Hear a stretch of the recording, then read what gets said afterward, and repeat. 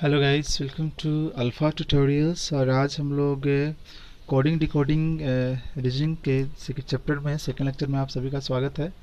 तो पहले लेक्चर में हम लोगों ने जो कोडिंग डिकोडिंग का जो बेसिक चीज़ें होती है उसकी चर्चा करी है।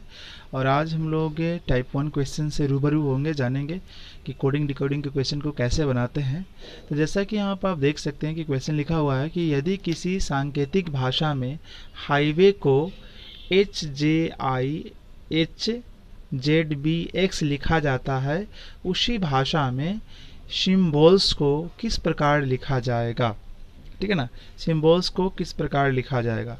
तो इसको हम लोग हल करते हैं। देखिए यहाँ ये कह रहा है कि हाईवे जो है, हाईवे को कैसे लिखा गया। हाईवे को लिखा गया HJIHZBX।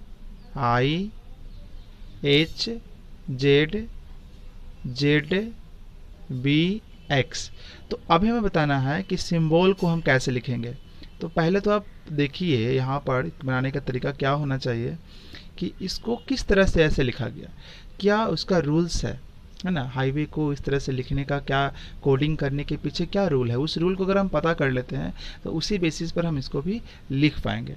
तो आप गौर से इनको देखिए और समझिए कि किस बेसिस पे इसको लिखा गया है ना। और उसके बाद हम ये वाले जो है ना, इसको भी उसी तरह से हम कोड में कन्वर्ट कर सकते हैं। तो आप गौर से देखेंगे स्टूडेंट, तो आप पाएंगे ये कि ये जो W है, W का यहाँ क्या हो गया, X हो गया, WX एक बढ़ गया, फिर A है तो यहाँ क्या हो गया, B हो गया, एक बढ़ गया। ठीक है, फिर यहाँ पर Y था तो यहाँ क्या हो गया, Z हो गया, एक बढ़ गया। यानी कि लास्ट 3 डिजिट के साथ हम लोगों ने देखा कुछ इस तरह से रिलेशन है। अब हम शुरू के 3 डिजिट का देखते हैं। शुरू के 3 डिजिट को हम देखेंगे तो यहाँ देखिए HI है ना, एक बढ़ गया। फिर यहाँ देखते हैं, यहाँ पर I है तो I और ये J, यहाँ भी एक बढ़ गया। ठीक है, और H का I हो गया, I का J हो गया, अब यहाँ G हो गया ना, G का यहाँ पर H, और यहाँ पर आपका H था तो बीच में H, बीच वाले लेटर में कोई बदलाव नहीं किया गया। यानी कि पूरे 7 लेटर्स थे, यहाँ भी 7 लेटर्स थे। तो ये जो आपका 7 लेटर के बीच वाला जो लेटर हुआ आपका है ना, वो और यहाँ पर वो दोनों सेम रह गया, H और H सेम रह गया। यानी कि 1 2 3 4 लेटर सेम रह गया, यहाँ पर 4 लेटर यहाँ भी सेम रह गया। तो हम ऐसा करते हैं कि जो 1 2 3 4 लेटर यहाँ हुआ, B हुआ, उसको हम यहाँ पर सेम ही रखेंगे। अब हम यहाँ से स्टार्ट करते हैं, यहाँ से पहले से शुरू का जो था, फर्स्ट जो था H, तो हम यहाँ से लिखना शुरू किए। H का क्या हो गया, I हो गया, एक बढ़ गया। फिर I का क्या हो गया, J हो गया। फिर G का क्या हो गया, H हो गया। तो यहाँ S है, S का क्या होगा स्टूडेंट, S का क्या होगा, S के बाद कौन सा लेटर आता है, S के बाद आता है T, तो T लिखाएगा, एक बढ़ा के लिखना पड़ेगा क्योंकि हम लोगों ने इसका कोडिंग समझ लिया। अब हम देखते हैं इसके बाद जो Y है, Y, तो Y के बाद क्या होगा, Y के बाद यहाँ देखिए Y के बाद क्या होगा, Y के बाद यहाँ पर एक बढ़ेगा तो कितना आएगा, Y के बाद एक बढ़ेगा तो यहाँ Z आ जाएगा।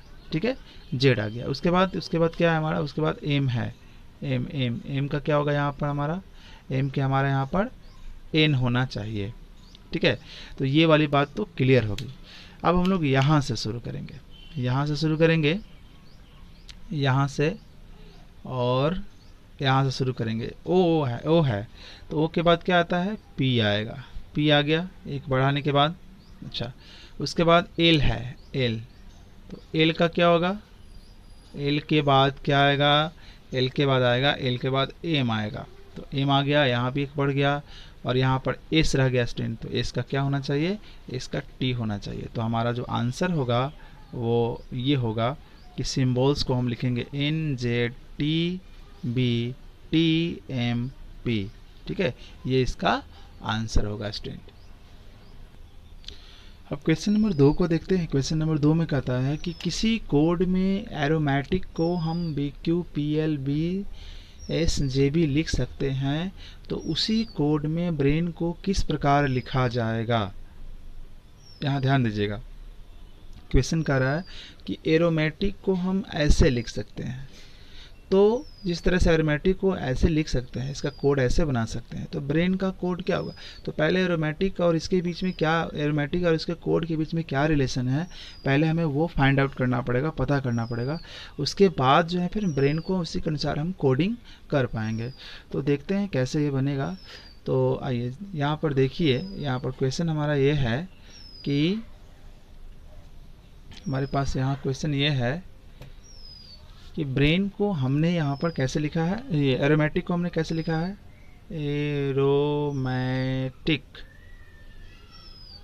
एरोमेटिक को लिखा गया है BQPLBSJB, BQPLSJB। अब इसको गौर से देखिए, उसी तरह से हम ब्रेन लिख पाएंगे, उसी तरह से हमको ब्रेन लिखना है, कोड करना है। तो आइए इसको समझते हैं। आप इसको ध्यान देंगे तो ऐसे समझ में आएगा कि ये जो B जो है, B का A का जो B हुआ तो एक बढ़ गया, और R से कम हो गया तो हमारा क्या गया, Q आ गया, है ना। और फिर O से एक बढ़ गया, MNOP तो एक P आ गया, और M से एक कम जाएगा तो हमारा L आ जाएगा, यानी कि एक बढ़ रहा है एक घट रहा है। फिर A से एक बढ़ा तो B आएगा, फिर यहाँ T था हमारा, T से एक बढ़ेगा एक घटेगा तो S आएगा। फिर यहाँ I है, I से एक बढ़ेगा तो J आएगा, और B से घटेगा, C से घटेगा तो क्या आएगा, B आएगा। यानी कि यहाँ पर रिलेशन ये है कि एक बढ़ रहा है एक घट रहा है, एक बढ़ रहा है घट रहा है, पहला बढ़ रहा है तो अगला घट रहा है। तो ये एक बढ़ाइए यहाँ से, तो B से एक बढ़ेगा तो C आएगा, और यहाँ से घटेगा तो R से घटेगा, तो R से घटेगा तो Q आ जाएगा, ठीक है। R से घटेगा तो Q आ जाएगा। फिर A से बढ़ेगा एक, तो A से एक बढ़ेगा तो B आएगा।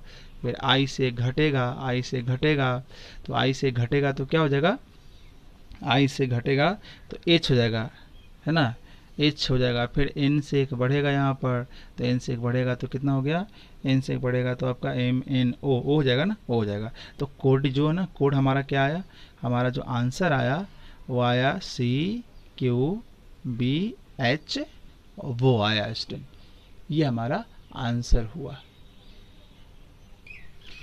सो गाइज अभी हम लोग थर्ड क्वेश्चन देखते हैं। और थर्ड क्वेश्चन क्या है, थर्ड क्वेश्चन कह रहा है कि एक खास कोड में मदर को OMHURF के रूप में लिखा जाता है, तो उसी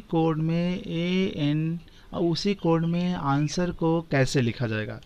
यानी कि मदर का रिलेशन इस वर्ड से है, तो आंसर का रिलेशन किस वर्ड से होगा, ये आपका क्वेश्चन है। तो आइए इसको हल करते हैं। कैसे हल करेंगे इसको, यहाँ ध्यान दीजिए कि मदर का जो रिलेशन है वो किससे है, मदर का रिलेशन OMHURF से है। तो फिर यहाँ पूछ रहा है कि आंसर का क्या रिलेशन होगा। जिस तरह से मदर को कोड में ऐसे लिख सकते हैं, तो आंसर को किस तरह से लिख सकते हैं स्टूडेंट। तो आप इसको पहले इनके बीच रिलेशन पता कीजिए। अगर रिलेशन को पता लग गया हमें, तो उसी तरह से हम इसको भी कैलकुलेट कर पाएंगे। तो अब गौर से देखिए, यहाँ M का यहाँ M रहने दिया, यहाँ O का यहाँ O रहने दिया, तो इसमें तो कोई बदलाव नहीं हुआ। फर्स्ट वाले को सेकंड कर दिया, सेकंड वाले को फर्स्ट कर दिया। तो यहाँ भी उसी तरह करेंगे, यहाँ हम A रहने देंगे और यहाँ हम N कर देंगे। तो एक तो यहाँ क्लियर हो गया, N और A, और छोटा लिखते हैं इसको, यहाँ कर देते हैं N और यहाँ कर देते हैं A। तो ये दो चीज़ तो क्लियर हो गई। अब आप देखिए कि इसके बाद वाले टर्म को समझिए और जानने की कोशिश कीजिए। क्या हुआ कि ये H का H रह गया, इसमें कोई बदलाव नहीं किया गया, ये H का H हुआ, है ना। यानी कि ये जो W है, W का W रह जाएगा। और यहाँ देखिए T से क्या हुआ, T का U हो गया, यानी कि एक बढ़ गया, T का एक U हो गया, है ना, RSTU। तो यहाँ हो जाएगा S, S के बाद एक बढ़ा देते हैं तो क्या हो जाएगा, आपका RST हो जाएगा ना। तो वहाँ T हो जाना चाहिए, यहाँ पर T होना चाहिए। फिर देखो ये R का R रह गया, R का R सेम हो गया, ठीक है, R का R सेम हो गया। तो R का R सेम हो गया तो यहाँ भी R का R सेम ही रहेगा। अब इसमें देखते हैं, एक बढ़ गया, E का एक बढ़ गया, तो यहाँ भी एक बढ़ जाएगा, तो E का यहाँ क्या होगा, हमारा F हो जाएगा। तो स्टूडेंट हमारा कुल जो आंसर होगा NAWTRF, गाइस ये हमारा आंसर होगा। तो होप ये कोडिंग डिकोडिंग का जो प्रॉब्लम जो आज डिस्कस किया गया है आपको समझ में आया होगा। अगली क्लास में हम कोडिंग डिकोडिंग के टाइप 2 क्वेश्चन कैसे बनाते हैं उसको जानेंगे, और फिर ये जो है ना रीजनिंग की पूरी सीरीज प्रोवाइड कराई जाएगी। होप आपको ये लेक्चर पसंद आएगा। So don't forget to like it, share it and subscribe it. Thank you for watching.